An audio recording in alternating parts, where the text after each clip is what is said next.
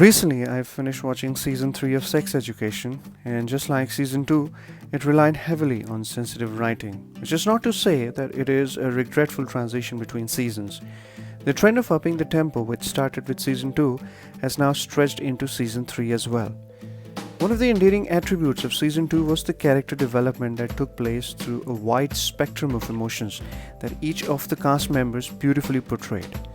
One of the highs of the show about the last season was how it ended on cliffhanger concerning a love triangle between Otis, Maeve, and Isaac.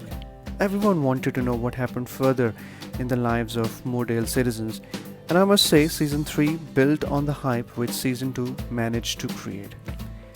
Season 3 begins with the picturesque landscape of Moordale, a beautiful fiction city that my heart likes to believe is a real one, and if I could muster enough finances one day, then I would definitely like to arrange a vacation for a certain period there. It's a different joy watching the little one play right in front of me on the lush green scenery, the best my eyes have ever seen. Anyway, back to the real world we live in, the show continued to anchor on the wide montage of characters it had created in the last 2 seasons by using the excuse of another season to introduce a few more. After the alleged outbreak of chlamydia last year that had everyone get caught in the whirlpool of its aftermath, the management of Moordale School decided to place the headmaster Michael Groff on leave initially, but he was laid off in the third installment. Hope Hedden joins as the new headmistress of the school and undergoes an uncomprehending trajectory in her character, ergo brilliantly portrayed by her. Jacob and Jean had a turmoiling affair in the last season that led to an unsavory development for Jean towards the end, about which she wasn't prepared to break it to Jacob. Otis, having realized that the message he left with Maeve has apparently received a blatant rejection, therefore he decides to suspend his belief of triggering a reunion with her at all. Eric explores the future of his relationship with Adam, even as he plans a vacation to Nigeria for a wedding back home. Jackson is delighted to bask under the recognition showered at him by the new headmistress to further her plans of resurrecting the name of the school, although he is completely unaware of her secret ploy to introduce some objectionable changes in the entire curriculum. The changes, gradual and sudden, are the starting and the defining point of season 3. You see, there are so many things that are happening across 8 episodes that it is difficult to list down incidents that take place in the lives of the people of Moordale.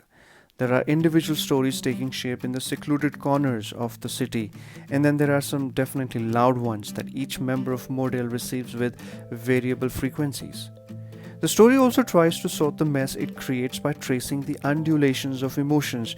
However, in doing so, sometimes the clutter would fizzle out of bounds, and that kind of strikes a perfect equilibrium in the Moordale universe. One of the highlights of season 3, let me articulate it for you, was the improbable relationship between Otis and Rubina. Remember, Rubina is a pioneer of a popular clique along with Anwar and Olivia, known as the Untouchables. Their relationship undergoes frightening changes that profoundly rattles the heart of Rubina, who seems to be floating on the riverbed of emotions for the first time in her life. Riveted by Otis, her character development stretches beyond the snooty girl that we had all loved to see in the first 2 seasons. Each of these characters we visit upon in the course of the structured narrative, we stand witness to a wide gamut of psychological human frailty that helps to fix a glance from one scene to another. Take for example the alien erotica that Lily writes so passionately about meets with disdain and disapproval from the school's headmistress, so much so that she had to carry a hanging placard around her neck to admit her guilt. It is one of those examples where sometimes society doesn't take kindly to your passions and articulates the judgment on a moral grind. The season this year walks away in quiet deference to the previous seasons by propagating a strong message hidden beneath the rigid belief system of the society. The character of the headmistress, despite being vocal about orchestrating changes to restructure the school curriculum, makes a disparaging remarks on racism and asexuality while interacting with a non-binary student of color. The truth further establishes a well-known notion about the duality of the citizens who cry intolerance, launching a scathing attack on one ailment in the society while being completely oblivious to equally infectious diseases that play around us. Emotionally binding morals of Mordale, depicting the human reproductive system that knit together the legacy through multiple generations, has now suffered the sting of the headmistress' plans to rub the slate clean.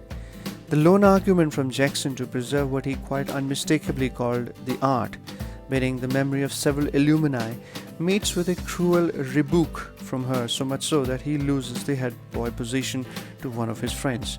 After all, standing up to what you believe will most likely push you off the precipice. Season 3 had everything rolled into the lives of each character, who, despite appearing to have distinct individual space, find themselves being captured in one breath, connected by common fragility. The perceived notion about the existential factor is repeatedly denounced in the lopsided arcs of human intolerance, drugging the behavior with irrelevant dogmas. If you haven't watched the series, I strongly recommend it because it lets you feel the unbridled human emotions from the lens of high school children. I rate the series 4.5 on 5. Thank you.